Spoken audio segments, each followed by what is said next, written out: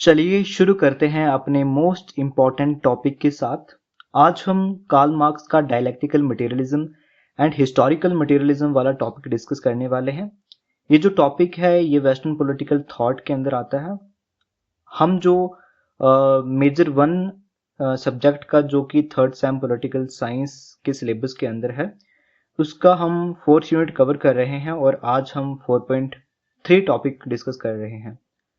ये जो टॉपिक है, ये जो पीडीएफ मैंने आज तैयार की है, ये लगभग आपके एग्ज़ाम की जो रिक्वायरमेंट है उसको अंडरस्टैंड करते हुए एंड उसकी रिक्वायरमेंट को समझते हुए इस क्वेश्चन को फ्रेम किया है, इस पीडीएफ को फ्रेम किया है, इस आंसर को फ्रेम किया है। इसकी जो वर्ड्स हैं, जो वर्ड लिमिट है लगभग 1000 के आसपास है, 1000 के ऊपर भी हो सकती है। ये मैंने वर्ड लिमिट इतनी क्यों रखी है, क्योंकि आपके एग्जाम्स के अंदर जो वर्ड लिमिट पूछी जाती है वो 650 और 700 के बीच में पूछी जाती है for the long answer. But ऐसा मैंने इसलिए किया है, जो वर्ड लिमिट मैंने बढ़ाई हुई है इसलिए बढ़ाई हुई है क्योंकि आपको सिर्फ कार्ल मार्क्स का डायलेक्टिकल मटेरियलिज्म पूछ सकता है 15 मार्क्स का या 12 मार्क्स का, या सिर्फ आपको हिस्टोरिकल मटेरियलिज्म पूछ सकता है कार्ल मार्क्स का 15 मार्क्स का या 12 मार्क्स का।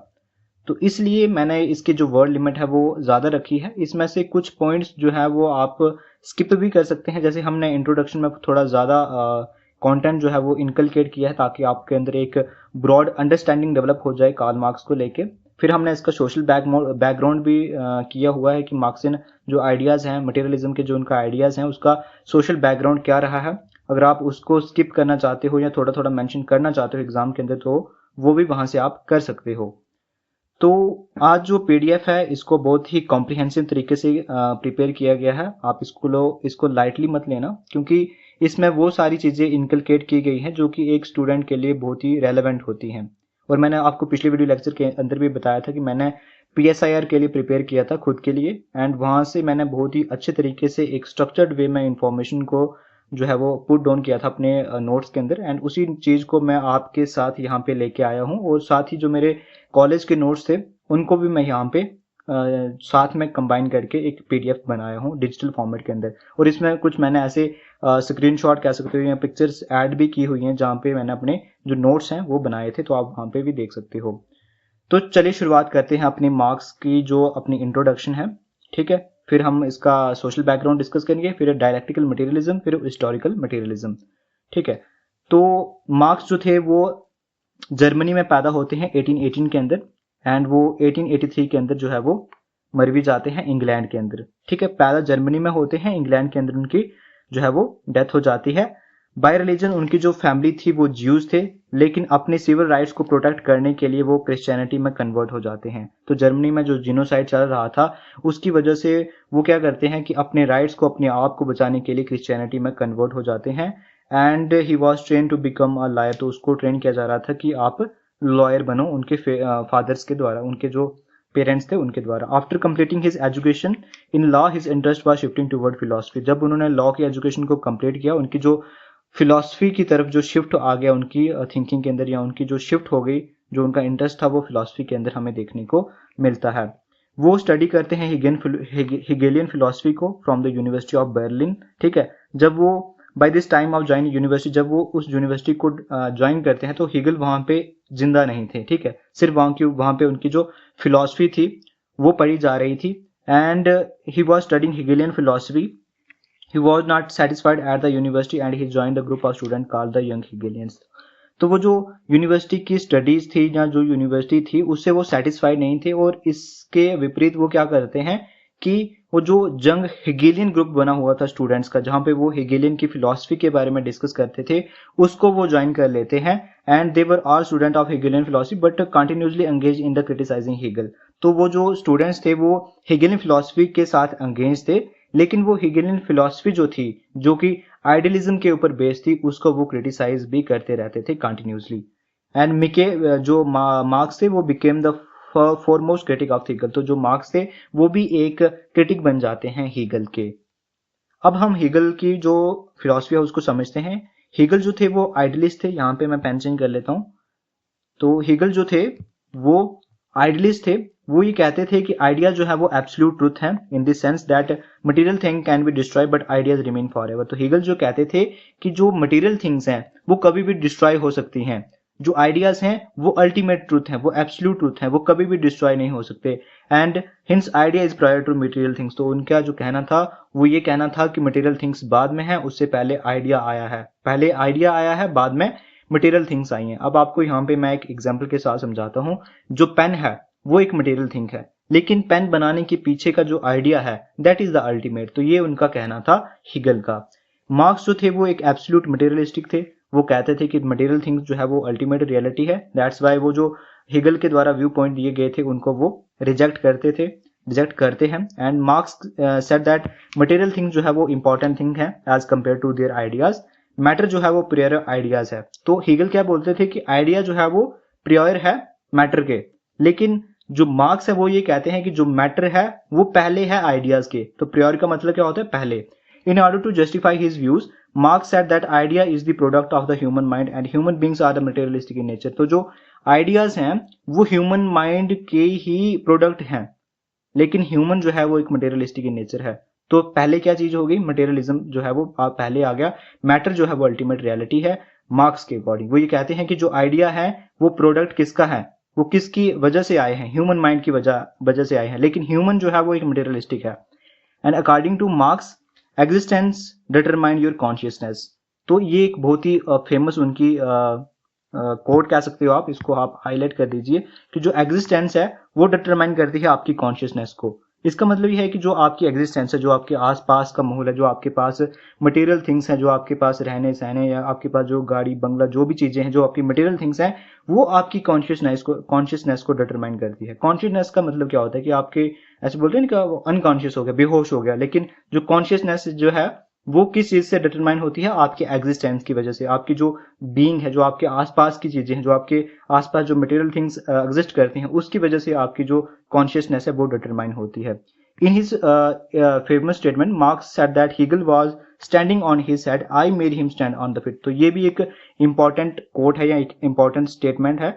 मार्क्स ये कहते हैं कि जो हीगल थे वो अपने सर पे खड़े थे एंड मैंने उनको जो है वो उनके पैरों पे खड़ा किया। क्यों किया हम आगे समझेंगे, लेकिन इस स्टेटमेंट को याद रखना कि Marx said that Hegel was standing on his head, I made him stand on his feet.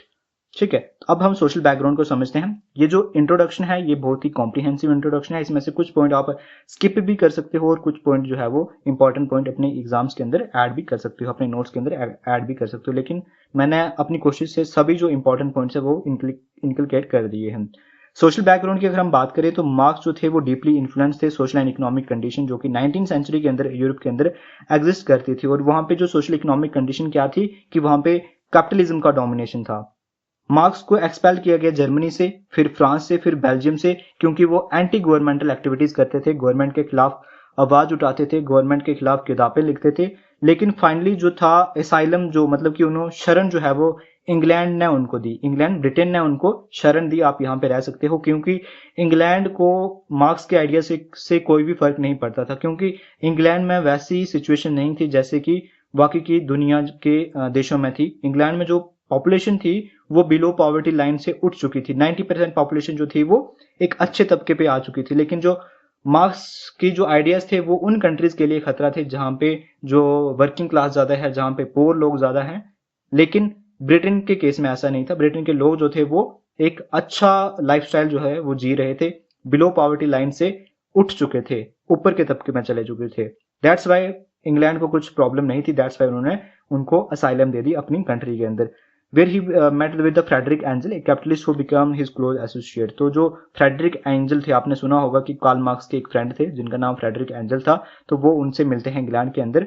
During this period capitalism जो था was prevailing system and the means of production जो थे, मीन्स ऑफ प्रोडक्शन क्या होते हैं, जहाँ पे factories की अगर हम बात करें, जहाँ पे जो प्रोडक्शन का काम चलता है वो कैपिटलिस्ट के द्वारा ऑन किया जा रहा था उस समय। एंड उन जो का जो मोटिव था सिर्फ प्रॉफिट को मैक्सिमाइज करना, प्रॉफिट मोटिव था, और वो वर्किंग क्लास को एक्सप्लॉइट करना चाहते थे। तो वो वर्किंग क्लास को एज ए प्रोलेटेरिएट कंसीडर करते हैं, और जो अपने कैपिटलिस्ट क्लास है उनको बुर्जुआ क्लास कंसीडर करते हैं। यहाँ पे मैंने नहीं लिखा, लेकिन हम जो है वो आगे समझेंगे इस चीज को।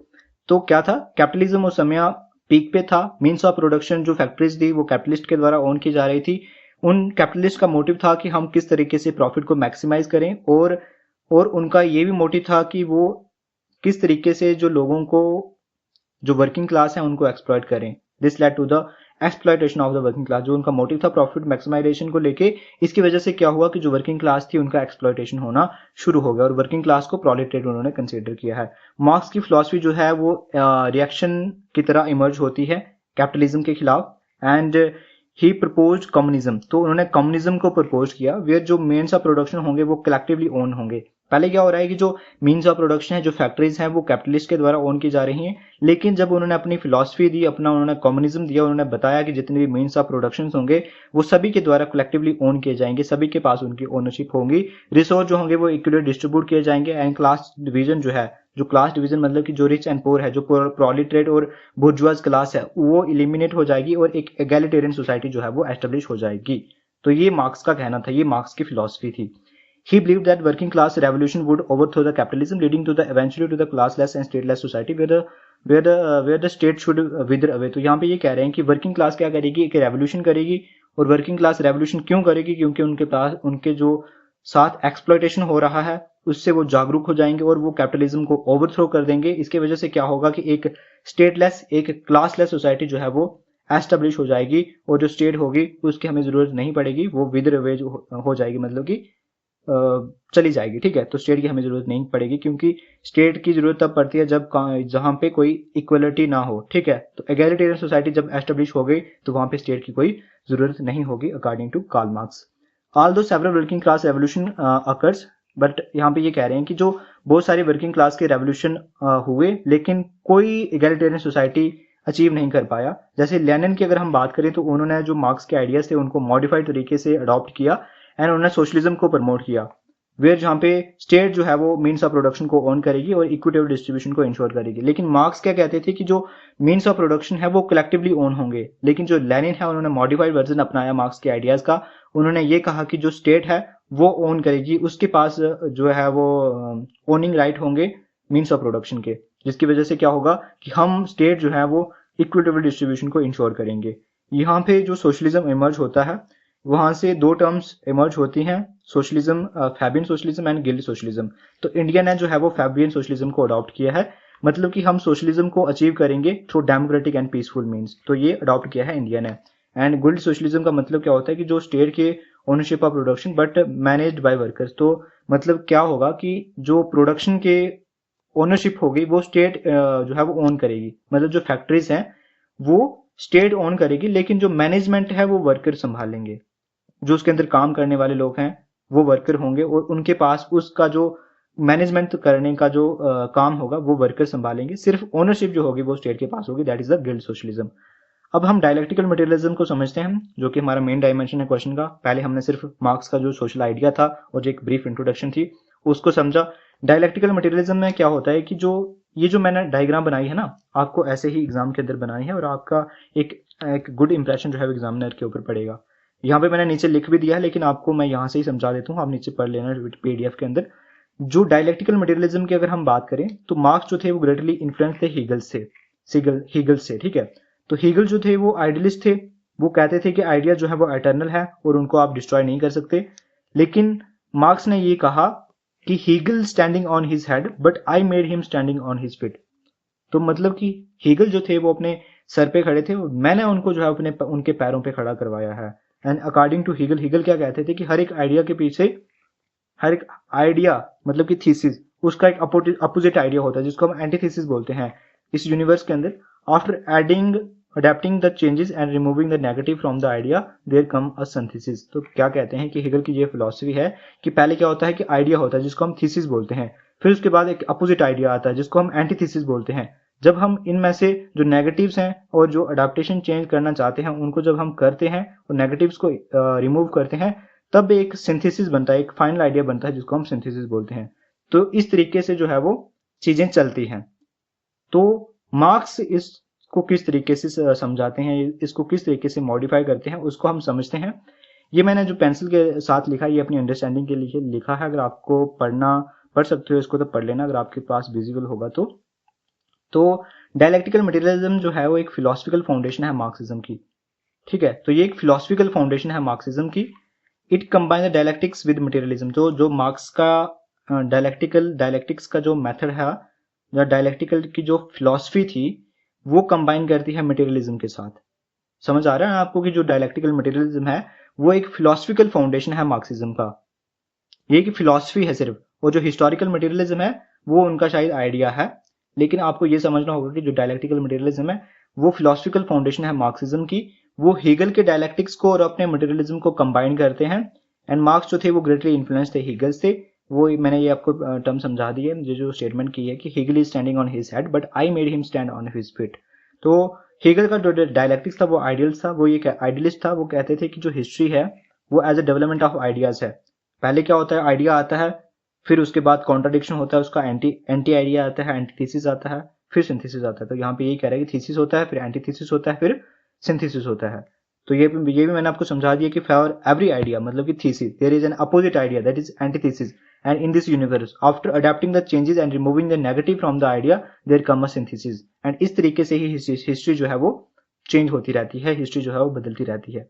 इसको और अच्छे तरीके से समझते हैं कि जो मार्क्स हैं वो इसको अपसाइड डाउन कर देते हैं, पूरा चेंज कर देते हैं। वो ये कहते हैं कि जो मटेरियल है that is the reality, idea reality नहीं है। एंड जो मटेरियल थिंग्स है वो सोसाइटी को ड्राइव करती है। हिगल क्या कहते थे कि पहले आइडिया आया, फिर उसके बाद एंटी आइडिया आया, एंटीथीसिस आया, देन सिंथेसिस आया। मान लीजिए आइडिया क्या था कि जो इंसान है, यहाँ पे मैंने लिखा है आपको समझा देता हूँ। ये जो मान लीजिए ये जो थीसिस है मतलब कि सिंपल टूल। एंशियंट टाइम के अंदर जो मैन था उसके पास क्या थे कि सिंपल टूल थे।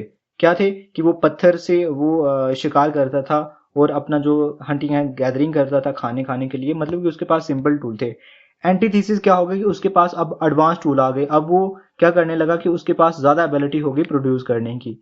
एंड जो हार्ड वर्किंग मैन थे उनके पास ज्यादा प्रॉपर्टी एक्यूमुलेट हो गई। एंड वो डिमांड करना शुरू कर गए कि हमें एक न्यू अरेंजमेंट चाहिए सोसाइटी के अंदर हमारे पास, क्योंकि हमारे पास ज्यादा प्रॉपर्टी है और हम एक न्यू अरेंजमेंट चाहते हैं। तो फिर क्या होगा कि सिंथेसिस होगा। पहले क्या था, आइडिया था, सिंपल टूल थे, फिर उसके बाद एंटीथेसिस आए क्योंकि लोगों के पास एडवांस टूल आ गए। एंड उन लोगों ने क्या करना शुरू कर दिया कि जो हार्ड वर्किंग मैन थे उनके पास ज्यादा प्रॉपर्टी एक्यूमुलेट होना शुरू हो गई। देन उसके बाद क्या होगा कि वो डिमांड करेंगे कि हमें एक नया अरेंजमेंट चाहिए सोसाइटी के अंदर। दैट्स वाई फिर फाइनल आएगा सिंथेसिस। ठीक है, तो सिंथेसिस में क्या होगा कि जो इंडिविजुअल की जो प्रॉपर्टी राइट्स हैं वो वहां पे कंसिडर किए जाएंगे, या उनकी प्राइवेट प्रॉपर्टी आ जाएगी। उसके बाद सेक्सुअल डिवीजन ऑफ लेबर हो जाएगा एंड इंस्टीट्यूशन ऑफ फैमिली जो है वो एग्जिस्ट में आ जाएगी। पहले क्या था कि फैमिली एग्जिस्ट में नहीं थी, कोई भी किसी के साथ रह सकता था और कोई भी किसी के साथ अपना जो फैमिली है वो बना सकता था। लेकिन जब प्रॉपर्टी आ गई उसके बाद तब क्या हुआ कि एक फैमिली का कंसेप्ट आ गया, फैमिली का जो इंस्टीट्यूशन है वो एग्जिस्टेंस में आ गया। तो एक न्यू अरेंजमेंट आ गया। पहले क्या था, थीसिस, फिर एंटीथीसिस, फिर सिंथेसिस बन गया। तो सिंथेसिस क्या था कि इंस्टीट्यूशन जो प्राइवेट प्रॉपर्टी है वो एग्जिस्ट में आई, सेक्सुअल डिवीजन ऑफ लेबर हो गया, और उसी के साथ साथ जो क्या नाम है उसका, इंस्टीट्यूशन ऑफ फैमिली, वो एग्जिस्टेंस में आ गया। तो इस तरीके से जो हिस्ट्री है वो चलती है, ये हीगल का कहना था। लेकिन अब हम मार्क्स का समझते हैं। मार्क्स क्या कहते हैं? मार्क्स ये कहते हैं कि जो हिस्ट्री है वो मटेरियल रियलिटी है, मतलब कि मटेरियल थिंग्स हैं जो डिटरमाइन करती हैं हिस्ट्री को। मटेरियल रियलिटी ही है जो हिस्ट्री को ड्राइव करती है। अब हम मार्क्स को देखते हैं कि मार्क्स किस तरीके से डायलेक्टिकल मटेरियलिज्म को अपनी नजरों से देखते हैं, या वो किस तरीके से डिफाइन करते हैं कि डायलेक्टिकल मटेरियलिज्म क्या है। वो ये कहते हैं कि every stage of history contains contradiction with its modes of production. तो हिस्ट्री की जितनी भी स्टेजेस हुई हैं, चाहे वो इनिशियल स्टेज थी, या प्रिमिटिव स्टेज थी, या उसके बाद की जो स्टेज थी, वहां पे हमें कॉन्ट्राडिक्शन देखने को मिलता है मोड्स ऑफ प्रोडक्शन के अंदर। ठीक है, मोड्स ऑफ प्रोडक्शन के साथ कैसे देखने को मिलता है? पहले आप समझो कि मोड्स ऑफ प्रोडक्शन क्या होता है, कि जो किस तरीके से गुड्स जो है वो प्रोड्यूस किए जा रहे हैं और डिस्ट्रीब्यूट किए जा रहे हैं, that is the modes of production. तो क्या होता है कि हर एक हिस्ट्री की स्टेज के अंदर हमें कॉन्ट्राडिक्शन देखने को मिलता है मोड्स ऑफ प्रोडक्शन के साथ। इसको एग्जाम्पल के साथ समझो कि जैसे कैपिटलिज्म में हमें क्या देखने को मिलता है कि जो कॉन्ट्राडिक्शन है वो दो के बीच में लाई करता है, बुर्जुआज के बीच में और प्रोलेटरिएट के बीच में। बुर्जुआज वो लोग हैं जो कि ओनर्स ऑफ प्रोडक्शन है, मतलब कि जिनके पास फैक्ट्रीज है, जो कि फैक्ट्रीज के ओनर हैं। एंड प्रोलेटरिएट वो लोग हैं जो कि वर्कर्स है, जो कि उन फैक्ट्रीज के अंदर काम कर रहे हैं। तो यहाँ पे हमें वही चीज अप्लाई करनी है, थीसिस, एंटीथीसिस, देन सिंथेसिस। तो हमें यहाँ पे थीसिस क्या देखने को मिल रहा है कि जो लोग हैं, कौन है, जो बुर्जुआज लोग हैं, इनके एंटीथेसिस कौन है, जो कि प्रोलेटरेट लोग हैं। एंड सिंथेसिस क्या होगा, एक न्यू सिस्टम जो है वो डेवलप होगा रेवोल्यूशन होने के बाद। फिर से समझो कि कैपिटलिज्म में क्या था कि कॉन्ट्रडिक्शन लाई कर रही है किसके बीच में, बुर्जुआज के बीच में और प्रोलेटरेट के बीच में। कॉन्ट्रडिक्शन क्यों लाई कर रही है, क्योंकि जो ओनर्स ऑफ प्रोडक्शन है, जो बुर्जुआज लोग हैं, उनका जो मोटिव है प्रॉफिट मैक्सिमाइजेशन है। एंड इसकी वजह से क्या हो रहा है कि जो प्रोलेटरेट लोग हैं, जो वर्कर लोग हैं, उनका एक्सप्लॉयटेशन हो रहा है। एंड जब वो इस चीज से जागरूक हो जाएंगे तो वहां पे हमें एक रेवोल्यूशन देखने को मिलेगा। जो जो कॉन्ट्रडिक्शन है इसकी वजह से क्या होगा कि eventually led to a revolution होगा, जिसकी वजह से ट्रांसफॉर्मेशन होगी। एंड इसी तरीके से एक न्यू सिस्टम डेवलप होगा। एंड इसी तरीके से क्या होता है कि जो डायलेक्टिकल प्रोसेस है वो चलता रहता है। तो उम्मीद आपको समझ आया होगा डायलेक्टिकल प्रोसेस। अब हम मार्क्स का हिस्टोरिकल मटेरियलिज्म समझने की कोशिश करेंगे। जो हिस्टोरिकल मटेरियलिज्म है ये हमारा मेन डायमेंशन है आज के इस क्वेश्चन का। ये जो हिस्टोरिकल मटेरियलिज्म है, आपको इसको बहुत अच्छे तरीके से प्रिपेयर करके जाना होगा, क्योंकि ये जो हिस्टोरिकल मटेरियलिज्म है ये सेपरेटली एक 12 मार्क्स का क्वेश्चन बन सकता है। ठीक है, तो आपको इसको समझने के लिए एक अच्छी अंडरस्टैंडिंग चाहिए, आपके पास एक बेहतरीन कंटेंट चाहिए एग्जाम के अंदर लिखने के लिए। तो समझते हैं जो हिस्टोरिकल मटेरियलिज्म है, जो टर्म है ये क्वाइन की गई है किसके द्वारा, जॉर्जी प्लेखनोव के द्वारा, जो कि लेनिन के मिंटर हैं। ठीक है, समझो कि जो टर्म है हिस्टोरिकल मटेरियलिज्म वो प्लेखनोव के द्वारा दी गई है। एंड जो प्लेखनोव है वो लेनिन के मिंटर हैं। तो लेनिन कौन था, वो चाइना का एक लीडर था। मार्क्स ने कभी भी इस टर्म को अपनी राइटिंग्स के अंदर यूज नहीं किया गया है। ठीक है, अपनी राइटिंग्स के अंदर हिस्टोरिकल मटेरियलिज्म जैसी टर्म को मार्क्स ने अपनी राइटिंग के अंदर यूज नहीं किया है। हाउएवर ये जो कंसेप्ट है, जबकि जो ये कंसेप्ट है हिस्टोरिकल मटेरियलिज्म का, ये हमें बताता है कि जो मार्क्स का व्यू पॉइंट है ह्यूमन हिस्ट्री को लेके वो कैसा है। एंड ये जो कंसेप्ट है हिस्टोरिकल मटेरियलिज्म, इसको सिस्टमैटिकली एक्सप्लेन किया गया है एंजल्स के द्वारा अपनी book socialism utopian and scientific के अंदर। यहाँ पे वो जो इसको समझो कि हिस्टोरिकल मटेरियलिज्म का मतलब क्या है। तो यहाँ पे वो कह रहे हैं कि जो हिस्टोरिकल का मतलब है कि जो हिस्ट्री कैसी है ह्यूमन सोसाइटी की, मतलब कि ह्यूमन की जो सोसाइटी है वो किस तरीके से इवॉल्व हुई है, that is known as historical. And other hand अगर हम बात करें, दूसरी टर्म की अगर हम बात करें, तो मटेरियलिज्म का मतलब है कि क्या प्रोसेस है प्रोडक्शन का मटेरियल थिंग्स को लेके, कि किस तरीके से जो मटेरियल थिंग्स हैं वो प्रोड्यूस की जा रही हैं इकोनॉमी के अंदर या इकोनॉमिक एक्टिविटीज के थ्रू। तो ये क्या आ गया, हमारा मटेरियलिज्म आ गया। सोसाइटी किस तरीके से इवॉल्व हो रही है, दैट इज हिस्टोरिकल। एंड किस तरीके से मटेरियल थिंग्स प्रोड्यूस हो रही हैं, that is materialism. According to Engel, historical materialism is the view that of history is that view of history which associate every major event in human history with the economic activities। तो angels के according angels का ये कहना है कि जो historical materialism है वो इस ह्यूमन हिस्ट्री को इस तरीके से देखता है कि जितने भी इवेंट्स होते हैं ह्यूमन हिस्ट्री के अंदर वो इकोनॉमिक एक्टिविटीज की वजह से होते हैं, और वो जितने भी इवेंट्स होते हैं ह्यूमन सोसाइटी के अंदर वो इकोनॉमिक एक्टिविटीज के साथ उसको एसोसिएट करते हैं, इकोनॉमिक एक्टिविटीज के साथ उसको लिंक करते हैं। समझो कि जैसे कैपिटलिज्म के अंदर हमने देखा कि जो बुर्जुआज क्लास थी और प्रोलेटेरिएट क्लास थी, मतलब कि जो वर्कर्स थे और जो ओनर्स थे फैक्ट्रीज के, उनके बीच में हमें कॉन्ट्रडिक्शन देखने को मिला। फिर बाद में एक दूसरा सिस्टम जो है वो सेटअप हुआ। तो मतलब कि जो जैसे एक्सप्लॉयटेशन हो रही थी लोगों की, वर्कर्स की, जो कि कैपिटलिस्ट के द्वारा की जा रही थी, जब उस चीज को लेके वो जागरूक हुए तो उन्होंने एक रेवोल्यूशन लाया, और रेवोल्यूशन लाने के बाद एक न्यू इवेंट जो था हुआ, और एक न्यू इवेंट के बाद एक न्यू सिस्टम जो है वो एस्टेब्लिश हुआ। तो इसी तरीके से जो हिस्ट्री है वो मूव करती है। इसको हम थ्योरी ऑफ क्लास स्ट्रगल के अंदर समझेंगे, जहां पे हम बेहतरीन अंडरस्टैंडिंग जो है वो इसके रिलेटेड लेंगे कि किस तरीके से जो हिस्ट्री है वो मूव करती है। तो मार्क्स का यही कहना है कि जो हिस्ट्री है वो इकोनॉमिक एक्टिविटीज की वजह से मूव करती है, और जो ह्यूमन सोसाइटी है वो इकोनॉमिक एक्टिविटीज की वजह से इवॉल्व होती है।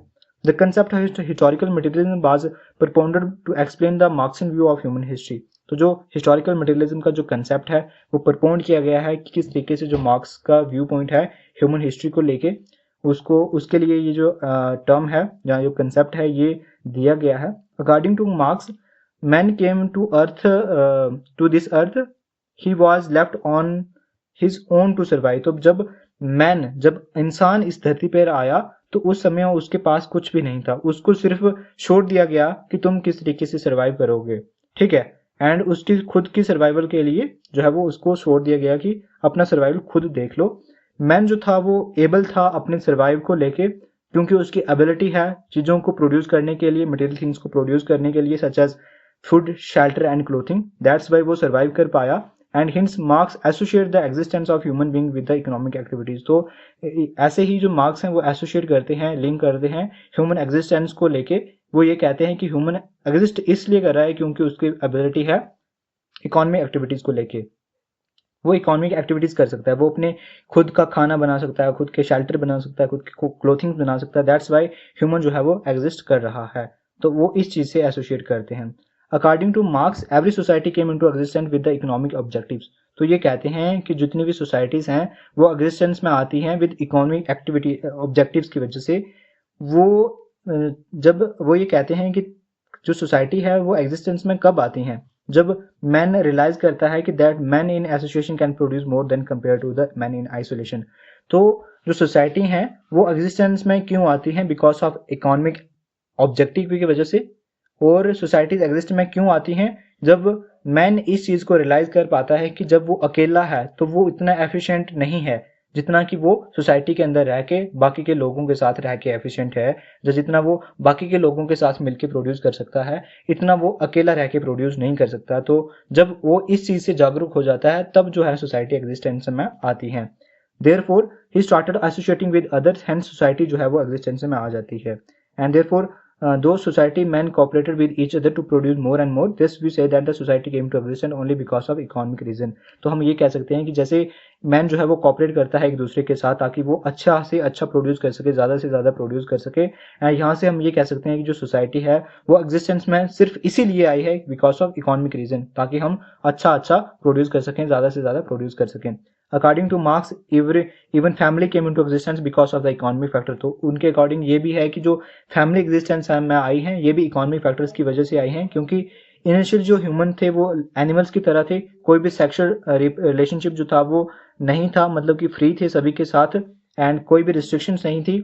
समझ पा रहे हो ना कि आपकी जो सेक्सुअल रिलेशनशिप था वो फ्री था सभी के लिए एंड कोई भी रिस्ट्रिक्शंस नहीं थी। लेकिन जैसे ही male member in the society started accumulative wealth, तो मैंने आपको बताया था कि जैसे एंशिएंट सिस्टम के अंदर क्या था कि वहां पे हमारे पास सिंपल टूल हुआ करते थे, लेकिन जब हमारे पास एडवांस टूल आ गए तो मेंबर्स जो मेल मेंबर्स हैं वो वेल्थ को एक्यूमुलेट करना शुरू कर देते हैं, वो ज्यादा प्रोड्यूस करना शुरू कर देते हैं and started thinking that their property should be inherited only by their children. तो वो ये सोचना शुरू कर देते हैं कि जो मेरी प्रॉपर्टी है, जो मेरे द्वारा एक्यूमुलेट की गई वेल्थ है, वो सिर्फ मेरे ही बच्चों को, मेरे ही जो संतान है उसको जाए। एंड इस पर्पस के लिए it was essential to determine the paternity of his children, ठीक है। And because of this reason family were created to curtail the sexual freedom of women. एंड ये जो इस रीजन से वो ये कह रहे हैं कि जो फैमिली है वो क्रिएटेड की गई ताकि जो सेक्सुअल फ्रीडम है वुमेन्स की उसको रोका जा सके, कर्टेल किया जा सके, ठीक है। According to marks class in society came into existence only because of the economic disparity. तो यहाँ पे उन्होंने तीन चीजों की बात की। पहले आपने समझा कि पहला आपने क्या समझा कि जो सोसाइटी है वो इकोनॉमिक ऑब्जेक्टिव की वजह से एग्जिस्टेंस में आई है एंड जो फैमिली है वो भी इकोनॉमिक फैक्टर्स की वजह से एग्जिस्टेंस में आई है। लेकिन अब ये भी कह रहे हैं कि जो क्लासेस आई हैं सोसाइटी के अंदर वो भी इकोनॉमिक डिस्पैरिटी की वजह से आई हैं, क्योंकि जिन्होंने ज्यादा एक्यूमुलेट कर लिया है वेल्थ को वो उनकी हायर पोजीशन हो गई है as compare to other. And according to Marx because of economic reason class division जो है वो हमें देखने को मिलती है। इसकी वजह से क्या हो रहा है कि इन दोनों क्लासेस के बीच में स्ट्रगल आ रहा है एंड उसका रिजल्ट हमें क्या देखने को मिलता है, सोशल चेंज देखने को मिलती है। And hence it can be said that Marx associate every major event in human history with the economic activities. तो हम ये कह सकते हैं कि जो मार्क्स हैं वो जितने भी ह्यूमन हिस्ट्री के अंदर जितने भी इवेंट्स हुए हैं वो उनको इकोनॉमिक एक्टिविटीज के साथ एसोसिएट करते हैं। ये जो लास्ट का सेंटेंस है इसको फिर से समझो कि according to Marx because of economic reason की वजह से ही जो क्लासेस हैं उनकी डिवीजन आई है सोसाइटी के अंदर।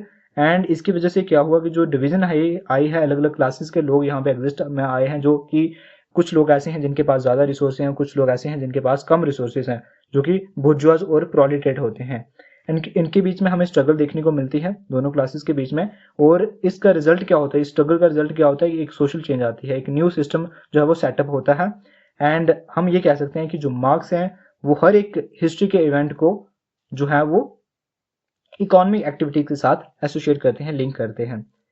अब यहाँ पे एक चीज कंक्लूजन के अंदर आप ये भी मेंशन कर सकते हो या कंक्लूजन और भी मेंशन कर सकते हो, लेकिन ये आपको समझना होगा कि was marks and economic determinist, क्या मार्क्स जो थे वो इकोनॉमिक डिटर्मिनिस्ट थे? ये इंपॉर्टेंट क्वेश्चन है। एग्जाम्स के अंदर भी आ सकता है और कॉम्पिटेटिव एग्जाम्स के अंदर भी आ सकता है। अगर आप नेट जेआरएफ की तैयारी कर रहे हो, जो आपने जो सीयूटी पीजी की तैयारी कर रहे हो, तो वहां पे भी ये आ सकता है। तो इकोनॉमिक डिटर्मिनिस्ट का मतलब क्या होता है कि जो ऐसा व्यक्ति जो कि हर एक चीज को इकोनॉमी के साथ, मीन्स ऑफ प्रोडक्शन के साथ जो है वो मोड्स ऑफ प्रोडक्शन के साथ लिंक करे, उसको हम इकोनॉमिक डिटर्मिनिस्ट बोलते हैं। मीनिंग की समझो, डिटर्मिनिज्म का मतलब क्या होता है कि जब when scholar consider his ideas and absolute truth and reject other ideas, तो एक ऐसा स्कॉलर, डिटर्मिनिज्म का मतलब क्या होता है, डिटर्मिनिस्ट का मतलब क्या होता है कि एक ऐसा स्कॉलर जो कि अपनी आइडियाज को एब्सोल्यूट ट्रूथ मानता है और बाकी के आइडियाज को रिजेक्ट करता है। And he is regarded as economic determinist due to the following reason. तो मार्क्स को determinist, economic determinist because of the following reason से कहा गया है, क्योंकि वो ये कहते हैं कि जितने भी मेजर इवेंट होते हैं हिस्ट्री के अंदर, वो रिजल्ट हैं प्रोडक्शन के। ठीक है, मतलब कि all these are the result of singular factor that is monocausal factor, वो है modes of production. According to Marx Weber, monocausal factor जो है वो सिर्फ रिस्पॉन्सिबल नहीं हो सकते हर एक चीज के लिए। मोनोकॉजल फैक्टर का मतलब ये है कि वो हर एक चीज को इकोनॉमी एक्टिविटीज के साथ देख रहे हैं, लेकिन मैक्स वेबर ये कहते हैं कि जो मोनोकॉजल फैक्टर है वो रिस्पॉन्सिबल नहीं है हर एक चीज के लिए, अदर फैक्टर जो है वो भी रिस्पॉन्सिबल हो सकते हैं। तो वो ये कहते हैं कि says that economic factor may be the most important factor but it is not only the sole determining cause. ठीक है, तो ये कह रहे हैं कि इकोनॉमिक फैक्टर जो है वो इंपॉर्टेंट फैक्टर हो सकता है कि जो हिस्ट्री के अंदर हर एक स्टेज के अंदर जो चेंजेस आ रही हैं, जो चीज़ें जो है वो एग्जिस्टेंस में आई है, चाहे फैमिली हो, चाहे प्रॉपर्टी हो, और उसने क्या बात की थी, जो सोसाइटी है वो इकोनॉमिक एक्टिविटीज की वजह से आई, इकोनॉमिक फैक्टर की वजह से आई है। तो ये इंपॉर्टेंट फैक्टर हो सकता है, लेकिन सोल फैक्टर नहीं हो सकता, अकेला यही फैक्टर नहीं हो सकता। Every social phenomena is a result of number of factors. अगर हम बात करें तो हर एक सोशल फिनोमेना, तो वो बहुत ही फैक्टर्स का रिजल्ट होता है। हर एक चीज उसमें हमें देखने को मिलती है, सिर्फ एक चीज जो है वो उसका वो काज नहीं होता। And it is result of causal pluralism. तो means number of factors responsible. तो कैजुअल प्लूरलिज्म का मतलब है कि सिर्फ एक ही फैक्टर जो है वो रिस्पॉन्सिबल नहीं है, नंबर्स ऑफ फैक्टर जो है वो रिस्पॉन्सिबल है। एंड दैट्स वाई हम जो है वो मार्क्स को एक इकोनॉमिक डिटर्मिनिस्ट कह सकते हैं, क्योंकि वो सिर्फ इकोनॉमिक एक्टिविटीज के साथ सारी चीजों को लिंक करने की कोशिश करते हैं। जैसे वो बात करते हैं family, society, sexual division of labour, existence of class, and जो क्या लिखा है, इसेंशियल कॉन्फ्लिक्ट इन सोसाइटी। तो मतलब ये सारी चीजें क्यों हुई हैं, बिकॉज ऑफ इकोनॉमिक एक्टिविटीज की वजह से। जितने भी मेजर इवेंट हिस्ट्री में हुए हैं वो सारी प्रोडक्शन के वजह से हुए हैं और सारे प्रोडक्शन के रिलेटेड हैं। That's why Marx is known as economic determinist. तो इसी के साथ हमारा ये जो टॉपिक है कंप्लीट होता है। अगले वीडियो लेक्चर के अंदर हम जो मार्क्स का क्लास स्ट्रगल वाला टॉपिक है उसको हम डिस्कस करेंगे। उम्मीद है आपको ये जो लेक्चर है वो पसंद आया होगा, एंड अपना जो व्यू पॉइंट है, अपना जो फीडबैक होगा वो कमेंट सेक्शन के अंदर बताना मत भूलना। तब तक के लिए बाय बाय, टेक केयर।